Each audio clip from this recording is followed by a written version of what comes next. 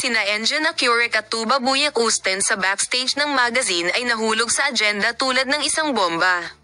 Ang matagumpay na manlalaro na Tuba Buyak-Usten at pagdiriwang ng araw ng Valentine ni Engin Akurek ay gumawa ng isang malaking tunog sa social media.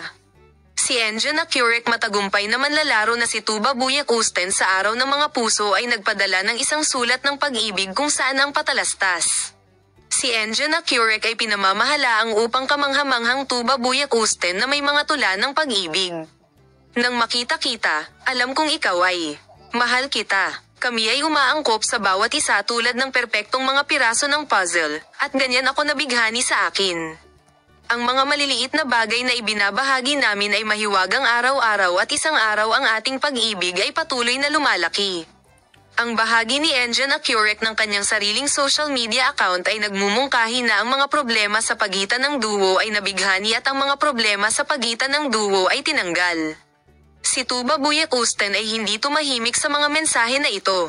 Nais kong pasalamatan ng Tuba Buyak-Usten Engin Akurek's love message para sa isang nakakagulat na pag-ibig ng kagandahan para sa pagbabago ng aking mundo. Tumugon siya sa pagmamahal ni Engin Akurek. Ang ating pag-ibig ay magpapanatili sa atin magpakailanman. Napakaswerte ko na nasa buhay ko. Maligayang araw ng mga puso.